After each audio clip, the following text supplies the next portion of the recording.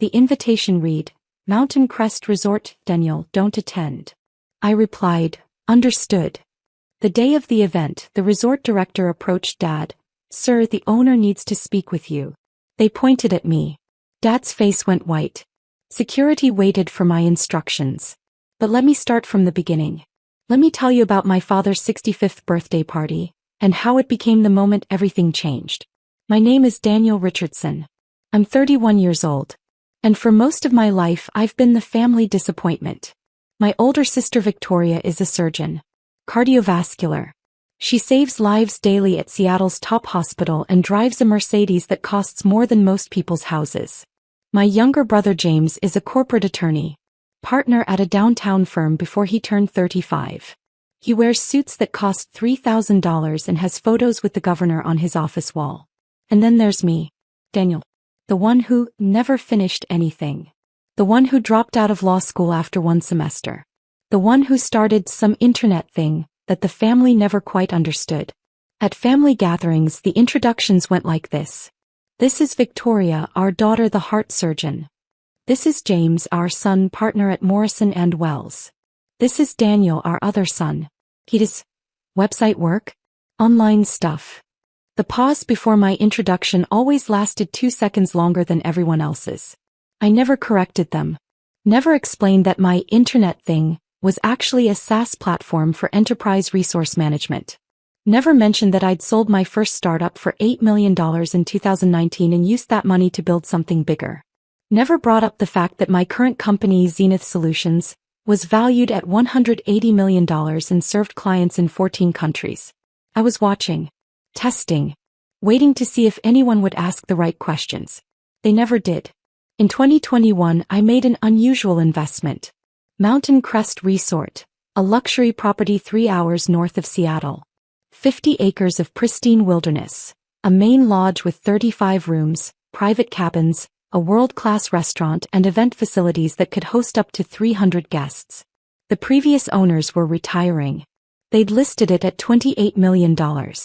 I paid $25 million cash through an investment LLC called Summit Holdings. Why buy a resort? Partly because the financials were solid. High-end destination properties were appreciating rapidly. Partly because I wanted a place where I could think without the noise of the city. And partly because my family had been holding events there for years, and I was curious what they'd do if they had to ask permission from the owner. I kept the existing management team. The resort director, Patricia Chin, had been running operations for 8 years. She was exceptional at her job. When I met with her after the acquisition, I had one specific request. Run everything as you normally would. I'm a silent owner. But if my family books an event here, I want to know about it. Patricia raised an eyebrow. Your family. The Richardsons. My father is Thomas Richardson. They've held events here before. I remember them. They booked a corporate retreat 2 years ago. And I believe there was an anniversary party. Exactly. If they book again, let me know. But don't tell them I own the property. She looked at me for a long moment. May I ask why? I'm conducting an experiment in human behavior. She smiled. Understood. I'll keep you informed. For 3 years, Mountain Crest operated under my ownership. Revenue increased 34%.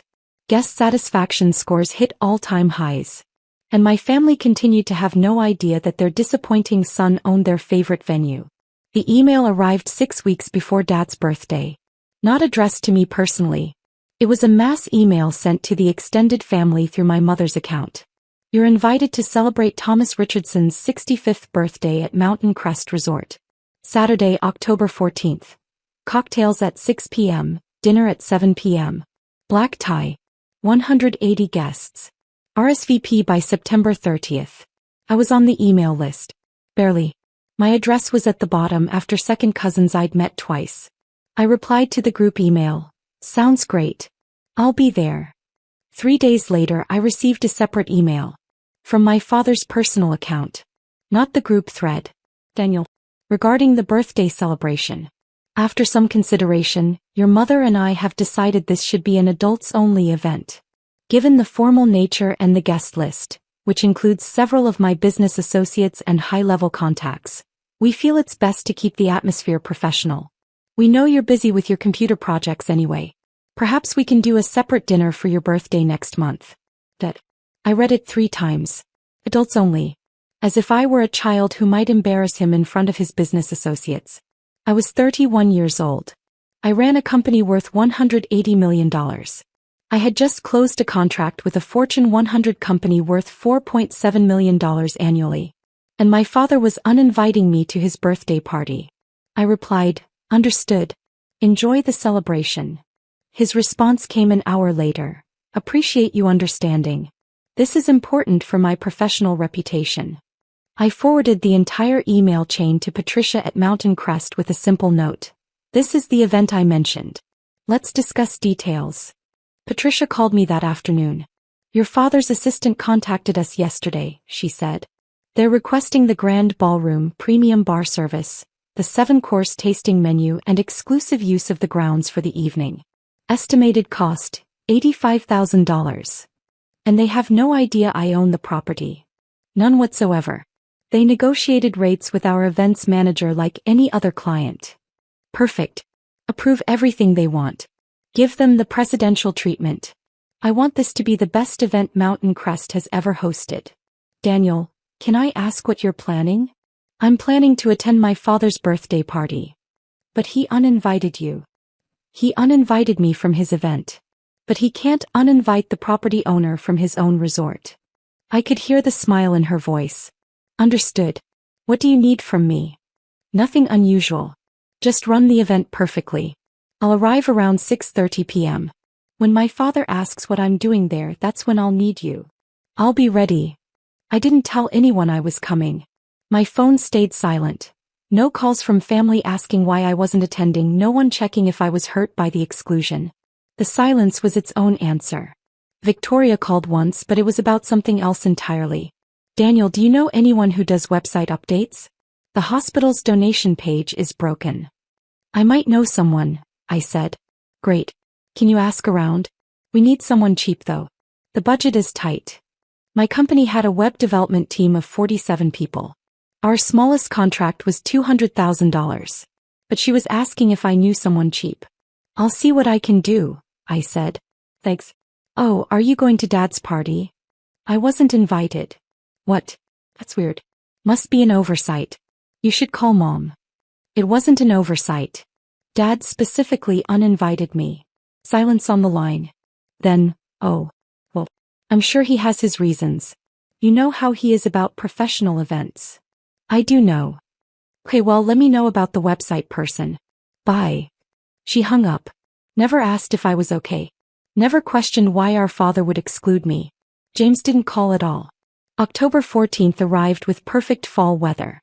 Clear skies, temperature in the mid-60s, leaves turning gold and red across the mountain landscape. I drove up to Mountain Crest alone, arriving at 6:15 p.m. I parked in the private owner's spot behind the main lodge, a space the guests would never see. I was wearing a custom Tom Ford tuxedo that cost $8,000. Not because I needed to prove anything, but because I wanted to look exactly like what I was. Successful on my own terms. Patricia met me at the private entrance. "Everything's ready," she said. "Your father's party is in full swing. 178 guests. The dinner service begins at 7 p.m. Your father just finished his cocktail hour speech thanking everyone for coming." "Did he mention me?" "He mentioned Victoria's achievements in cardiology and James's recent case victory. He thanked them for being exactly the successful children he'd hoped to raise." I felt something cold settle in my chest. "I see. Daniel, are you sure you want to do this?" "I've never been more sure of anything." We walked through the service corridor to the main lobby. I could hear the party. Laughter, conversation, the gentle music of a string quartet I'd specifically approved for the event. "One more thing," Patricia said. "Your father's assistant called yesterday asking about extended hours. They want the party to go until 2 a.m. Open bar throughout." "And what did you tell them?" I said we'd need to confirm with ownership. They offered an extra $15,000 for the extension. "Approve it. Tonight is going to be perfect for them. Right up until it isn't." I walked into the grand ballroom at 6:32 p.m. The space was stunning. Crystal chandeliers, floor-to-ceiling windows overlooking the mountains, tables set with fine china and fresh flowers. My father had spared no expense. On my property. I stood in the doorway for a moment. Several people glanced at me, a well-dressed stranger in a tuxedo. No one recognized me immediately. Then my cousin Michelle saw me. Her eyes went wide. Daniel, what are you doing here? Her voice carried. Heads turned. I saw my mother's face across the room. Confusion, then something like panic. My father was near the bar, talking with a man I recognized as the CEO of a regional banking chain. He turned at the commotion. Our eyes met. I watched my father's expression cycle through surprise, confusion, and then anger. He excused himself from his conversation and walked toward me, my mother right behind him. Daniel, he said quietly. What are you doing here? Attending a party. I thought we discussed this. This is not an appropriate event for you. I got that message. The adults-only email was very clear. People were watching now, trying to pretend they weren't, but the conversations had gotten quieter. Then why are you here? My mother's voice was tight. Daniel, this is embarrassing. Is it? I looked around the ballroom. I think it's a lovely event. The venue is spectacular. My father stepped closer, his voice dropping. I'm asking you to leave. This is my birthday celebration. These are important people. I don't need you here creating drama. Creating drama? I just walked in. Your presence here is inappropriate. You weren't invited for a reason. And what reason is that, Dad? He glanced around. More people were definitely listening now. This isn't the time or place. No, I think it is. You sent me an email saying this was adults only. That my presence might damage your professional reputation. I'm curious what you think I might do that would be so damaging. My mother grabbed my arm. Daniel, please. Don't make a scene. I'm not making a scene, Mom. I'm just asking a question. My father's jaw was tight. Fine. You want to know? You're 31 years old and you still haven't built anything real. These people here, they're executives, business owners, community leaders. They've accomplished things. I don't need them asking what my son does and having to explain that you run some internet hobby. The words hung in the air. An internet hobby. I looked at my father. Really looked at him. At 65, he was still imposing. Tall, well-dressed, the kind of man who commanded rooms. He'd built a successful consulting firm, retired comfortably, and spent his social capital carefully. And he saw me as a liability. An internet hobby, I repeated. Daniel. Patricia appeared at exactly the right moment. She walked up to our small group with the confident stride of someone who owned the space. Because technically I did. Excuse me, she said. Mr. Richardson? My father turned, grateful for the interruption. Yes. I'm Patricia Chin, the resort director. I apologize for the interruption, but the property owner has arrived and needs to speak with you about tonight's arrangements. My father looked annoyed. Can't this wait? I'm in the middle of my party. I'm afraid not, sir. There's been some confusion about the event authorization. What confusion? Everything was confirmed weeks ago. Patricia gestured toward me. Perhaps the owner can explain. Mr. Richardson, this is Daniel Richardson. The property owner. For 3 full seconds nothing happened. My father stared at Patricia. Then at me. Then back at Patricia. That's not funny, he said. I'm not joking, sir. Patricia produced a tablet and pulled up documentation. Summit Holdings LLC acquired Mountain Crest Resort in 2021. Daniel Richardson is the sole owner and managing member. She turned the tablet so my father could see. Articles of incorporation. Property deed. All with my name. The color drained from his face. My mother made a small sound. Daniel, you own this place. I do. Bought it for $25 million 3 years ago. Victoria had appeared next to us. Wait, you own Mountain Crest? This entire resort? Yes. James was there too now, phone in hand like he was ready to fact-check everything. That's impossible. You don't have that kind of money. I sold my first company for $8 million in 2019. Used it to build Zenith Solutions. Current valuation, $180 million. Bought this property as an investment. It's appreciated to about $32 million now. I watched them process this. All 4 of them. My father, my mother, Victoria, James. Their faces showed the same sequence. Disbelief, confusion, recalculation. You told us you did website work, my mother said weakly. You assumed I did website work. I actually run an enterprise software company with 200 employees across 4 countries. We serve clients like Boeing, Amazon, and Microsoft. Last year's revenue was $47 million. My father found his voice. Why wouldn't you tell us this? I did tell you. Multiple times. You just didn't listen. No, you said you did internet stuff. Computer projects. And you never asked for details. Not once in 10 years. You just decided it was a hobby and stopped paying attention. Patricia was still standing there, tablet in hand. Mr. Richardson, should I inform the guests that tonight's event is approved by ownership? There was some concern about the arrangements. I looked at my father.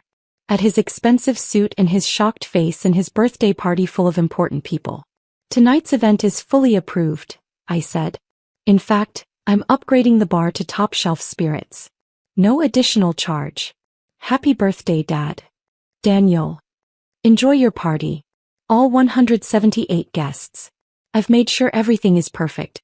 The 7-course meal, the string quartet, the extended hours until 2 a.m. All arranged on my property. I started to walk away, then turned back. Oh, and Dad? About my internet hobby. Zenith Solutions was named to the Inc. 5000 list of fastest-growing companies for 3 consecutive years. I was featured in Forbes 30 Under 30. And last month I closed a contract with the Department of Defense worth $12 million over 2 years. I let that sink in. But I understand why you wouldn't want me at your adults-only party. Clearly, I haven't accomplished anything real. I didn't leave. That would have been too easy. Instead, I walked to the bar and ordered a scotch. The bartender, who knew exactly who I was, served me a 25-year Macallan. On the house, Mr. Richardson, he said quietly. I took my drink and moved to the edge of the ballroom. Several guests approached me, curious about the commotion they'd witnessed. Are you really the owner? One woman asked. I am. This is a beautiful property. How long have you owned it? 3 years. We've made significant improvements to the facilities and increased our sustainability initiatives. What do you do when you're not running a resort? I run a software company. Enterprise Resource Management Solutions. She was genuinely interested. We talked for 10 minutes about technology, business scaling, and mountain property investments. She handed me her card. She was a venture capital director looking at tech investments. We should talk, she said. Your company sounds interesting. Across the room I could see my family in a tight cluster. My father kept glancing at me. Victoria looked shell-shocked. James was on his phone, probably searching for information about Zenith Solutions. My mother broke away from the group and walked over. Daniel, can we talk? Privately. Of course. We stepped out onto the terrace. The October air was cool, the view of the mountains spectacular. Why didn't you tell us? She asked. About which part? The first company I sold. The second company I built. The resort I bought. The Forbes feature. Which accomplishment exactly did you want to hear about? Any of it. All of it. Mom, I tried. For years. Every family dinner I'd mention projects I was working on. Contracts I'd signed. You'd smile and nod and then immediately change the subject to Victoria's surgeries or James's cases. We didn't know it was that serious. You didn't ask. There's a difference. She was quiet for a moment. Your father is very upset. I imagine he is. He didn't mean what he said. About you not building anything real. He did. He's believed that for years. Tonight just made him say it out loud. Daniel. Mom, I was uninvited to Dad's 65th birthday party. Not because of a space limit. Not because of budget constraints. Because he was embarrassed of me. He explicitly told me my presence would damage his professional reputation. He was just stressed about the event. Stop. Please stop making excuses for him. She looked at me with tears in her eyes. What do you want from us? Nothing. I don't want anything from you anymore. That's the point. I walked back inside, leaving her on the terrace. At 7 p.m. dinner service began. I sat at a small table in the back, a table I'd specifically had added to the seating chart. The 7-course meal was extraordinary. Seared scallops, duck confit, wagyu beef, each course paired with wines I'd personally selected from the resort cellar. My father gave another speech between the fourth and fifth courses. He thanked everyone for coming. He talked about his career, his accomplishments, his wonderful family. I'm blessed with 3 incredible children, he said. Victoria, who saves lives every day. James, who fights for justice. And Daniel, who is finding his way in the world. Finding his way. I was sitting in a ballroom of the resort I owned, drinking wine from my own cellar, listening to my father tell 178 people that I was still figuring things out. Several guests glanced at me. They'd heard the earlier conversation. They knew the truth now. After dinner, as people mingled and the dancing began, a man approached my table. Daniel Richardson? Yes. I'm Robert Chin, CEO of Pacific Systems. I heard an interesting conversation earlier about you owning this property. That's correct. I also heard you run Zenith Solutions. We've been looking at your platform for our operations management. Impressive work. We talked for 20 minutes. He asked intelligent questions about our architecture, our security protocols, our scalability. He understood exactly what I'd built. I'd like to schedule a demonstration, he said. We're looking at a 2-year contract, probably in the $3 to $5 million range. I gave him my card. My real card. PO Zenith Solutions. Have your team reach out. We'd be happy to present. After he left, 3 more people approached. 2 other CEOs and a director from a tech investment firm. Word had spread through the party that the owner wasn't just some silent investor. I was the owner present at the party, the one Thomas Richardson had tried to exclude. The irony wasn't lost on anyone. At 9:30 p.m. my father found me on the terrace. We need to talk, he said. I'm listening. Why are you doing this? Making a spectacle at my birthday party? I walked into a party at my own property. You're the one who made it a spectacle by trying to have me removed. I didn't know you owned the resort. Would it have mattered? Would you have treated me differently if you'd known? He was quiet. The answer is yes, I said. You would have treated me differently. Because you only respect success you can see and understand. You respect Victoria's surgeon title. You respect James's law partnership. But you never respected what I built because you didn't understand it. I don't understand computer stuff. It's not about computers, Dad. It's about respect. I've been building businesses for 10 years. I've been successful for 10 years. And you never once asked for details. You just labeled it as an internet hobby and dismissed it. I'm your father. You should have made me understand. No, you're my father. You should have tried to understand. He looked out at the mountains. I got 3 business cards tonight from people asking about your company. Robert Chin wants a meeting. Patricia mentioned you were featured in Forbes. Yes. Why did you hide all this? I didn't hide it. I just stopped performing it for you. I stopped trying to impress you. And when I did that, you decided I was a failure. That's not fair. You uninvited me to your birthday party. You told me my presence would damage your professional reputation. You told 178 people I'm finding my way, while I'm sitting in a resort I own, running a company worth more than you've made in your entire career. That landed. I saw it in his face. Daniel, I didn't mean. Yes, you did. You meant every word. You just didn't expect it to have consequences. Patricia appeared at the door. Daniel, I'm sorry to interrupt. There's an issue with tomorrow's corporate booking that needs your approval. I'll be right there. I turned back to my father. Enjoy the rest of your party. Everything's paid for. The staff will take excellent care of you. Are you leaving? I'm working. Some of us have actual businesses to run. I walked past him into the resort.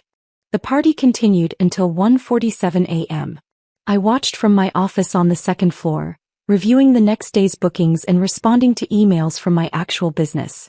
At midnight, I received a text from Victoria. Can we talk tomorrow? I think we need to clear some things up. At 12:15 a.m. James sent. Your company's financials are impressive. I looked them up. I didn't realize the scale. At 12:43 a.m. my mother sent. Your father is very hurt. Please call me tomorrow. I didn't respond to any of them. The guests left in waves. Luxury cars pulling out of the circular drive, valets running, everyone talking about what a lovely event it had been. My father and mother were among the last to leave. I watched from my window as they got into their Mercedes. My father looked up at the building, at his son's building, and I wondered what he was thinking. Patricia knocked on my office door at 2:15 a.m. They're all gone. Housekeeping is starting cleanup. The event went perfectly. Thank you, Patricia. Excellent work as always. Daniel, can I ask something? Of course. Do you feel better? After tonight? I thought about it. I don't feel better. But I feel clear. Clear. For years I thought maybe I was the problem. Maybe I wasn't successful enough, accomplished enough, impressive enough. Tonight proved that wasn't it. I could own a resort, run a $180 million company and have Forbes features, and my father would still see me as lesser. Because he decided who I was years ago and refused to update his assessment. That must hurt. It does. But it also frees me. I don't need to keep trying. I can just be who I am. My phone exploded with messages over the next week. Victoria called 6 times before I finally answered. Daniel, we need to talk about what happened. What's there to talk about? You humiliated Dad at his own birthday party. I attended a party at my own property. Dad humiliated himself. He didn't know you owned the resort. That's not the issue, Victoria. The issue is he uninvited me because he was ashamed of me. Because he thought I was a failure. That's the part you should be upset about. Silence. Vicky, did you ever ask me what my company does? Did you ever Google Zenith Solutions? Did you ever wonder how I afforded my house or my car or anything else? I thought you were doing okay. I didn't know it was this big. You didn't know because you didn't ask. None of you did. You just accepted Dad's narrative that I was the disappointing son and never questioned it. That's not fair. Isn't it? How many times have you called me in the past 5 years to talk about my life? Not to ask for tech help. Not to mention me in passing. To actually ask about my work, my goals, my achievements. She was quiet for a long time. I'm sorry. I appreciate that. But it doesn't change anything. Are you going to stop coming to family events?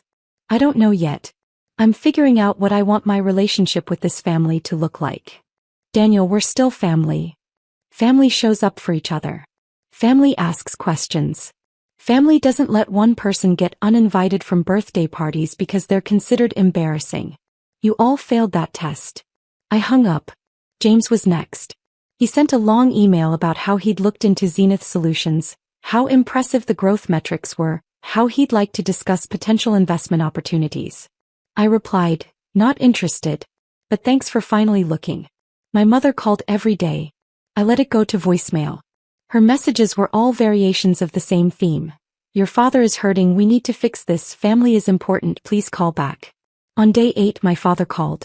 I almost didn't answer. But curiosity won. Daniel. Dad. I've been thinking about what you said. About respect. I waited. I was wrong. About how I treated you. About what I said at the party. You were right, I didn't try to understand what you built. I just assumed because it wasn't law or medicine that it was somehow less important. Okay. I'm sorry. I'm genuinely sorry. I appreciate that. Can we fix this? I looked out my office window at Lake Washington. I don't know, Dad. You spent 10 years dismissing me. You can't fix that with one apology. What do you need from me?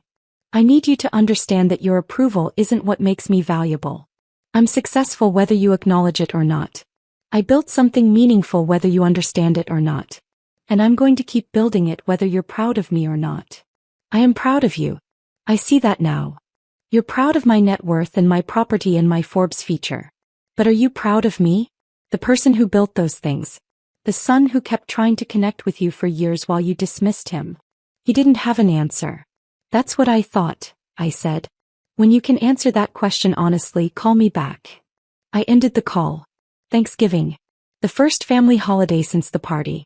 My mother called 2 weeks before. Will you come to Thanksgiving dinner? Please? Your father wants to see you. I'll think about it. Daniel, it's been 3 months. This has gone on long enough. Has it?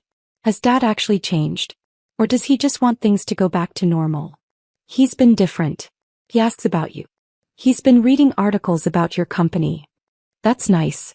But reading articles isn't the same as understanding who I am. I didn't commit to Thanksgiving. I let the question hang.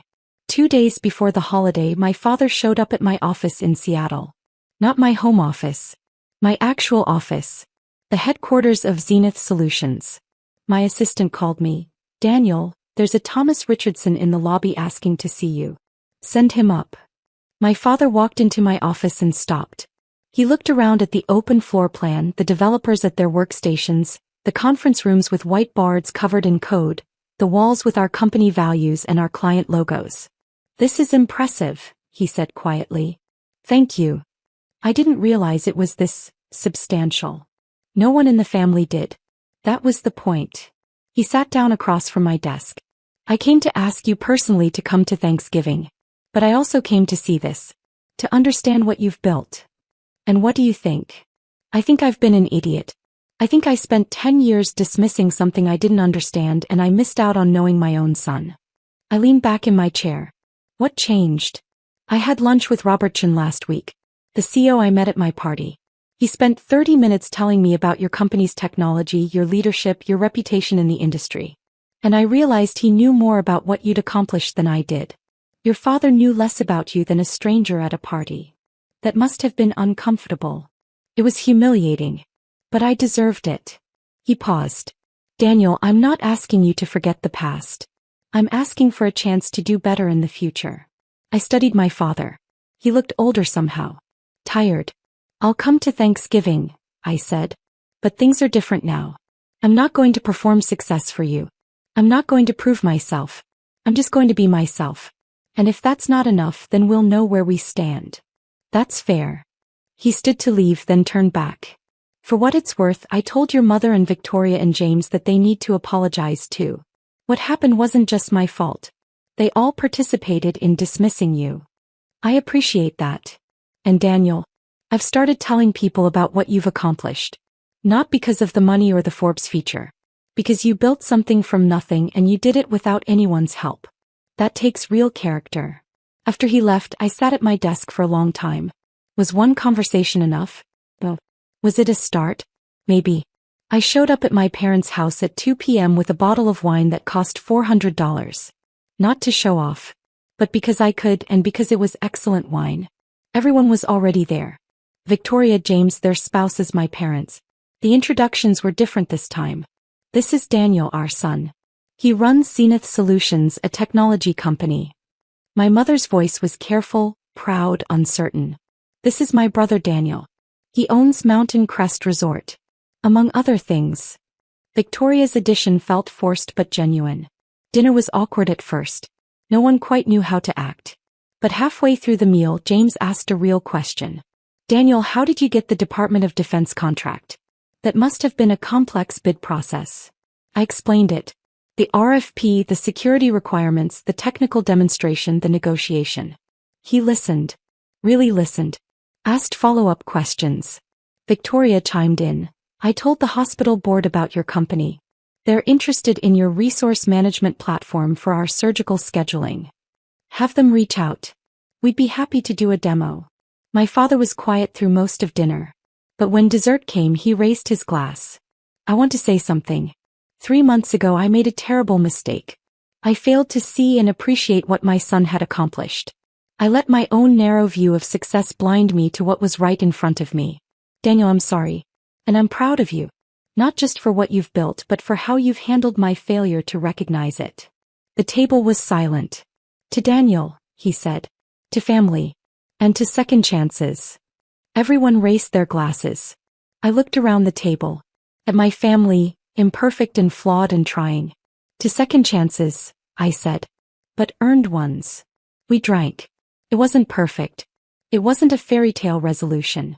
But it was honest. And for the first time in 10 years I felt like my family was actually seeing me. Not the disappointing son. Not the internet hobby guy. Just Daniel. The person I'd been all along. The one who'd built something real with or without their approval. The one who owned the resort where they'd tried to exclude him. The one who didn't need validation anymore, but was willing to accept genuine effort. That was enough.